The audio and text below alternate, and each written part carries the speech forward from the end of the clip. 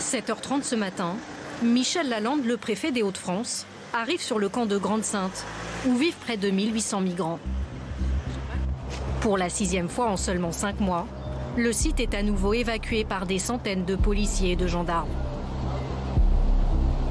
Dans le calme, les forces de l'ordre demandent aux hommes seuls d'abandonner leur tente. Les familles, elles, doivent rassembler leurs affaires dans des caddies et attendre l'arrivée des bus. Moi, j'ai passé du temps au milieu des familles, elles sont contentes. Elles m'ont toutes dit, j'ai demandé happy, alors happy, ils comprennent pas tous, mais je dis good, good to go, yes, yes, good. Elles sont contentes de partir. D'ailleurs, il y a un autre bénévole qui a discuté avec des familles qui sont venues exprès pour être évacuées, être mis au chaud et au sec. Les familles sont transférées en premier.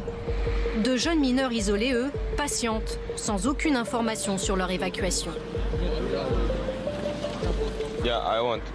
Oui, je veux aller dans le bus, car tout le monde va à l'hôtel après.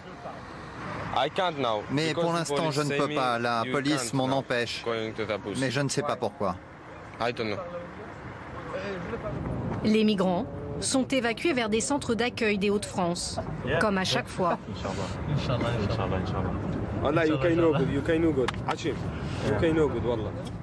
Des solutions d'urgence inefficaces sur le long terme, selon les associations. Leur rêve, c'est partir en Angleterre, que les gens vont partir.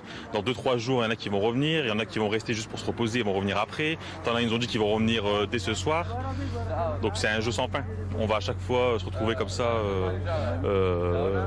où les gens vont revenir. La police arrête quelques migrants qui s'étaient cachés dans les buissons pour échapper à l'évacuation. Ils veulent rester ici, malgré des conditions de vie terribles.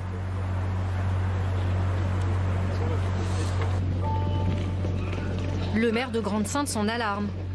Sans acte fort de l'État, il menace de rouvrir le camp de Lignières, un camp dévasté par un incendie l'an dernier.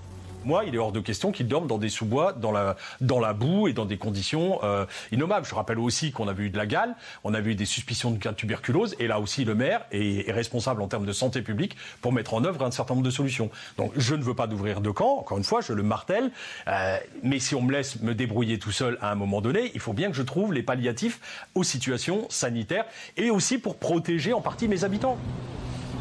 En fin d'après-midi, Christophe Castaner s'est rendu sur le campement de Grande-Synthe pour rassurer les élus locaux. Il est impératif que ce centre ne se reconstitue pas. De même, il est nécessaire qu'il ne se déplace pas. J'ai échangé tout à l'heure avec la maire de Calais qui, évidemment, avait cette inquiétude légitime. Et donc, on a renforcé aussi les moyens sur Calais. Il est indispensable qu'on n'ait pas un déport et qu'on n'ait pas une tension qui apparaisse ou une nouvelle tension qui apparaisse sur Calais. Ce soir, le ministre de l'Intérieur, comme ses prédécesseurs, a promis qu'il empêcherait la reconstitution des campements illicites sur la côte d'Opale.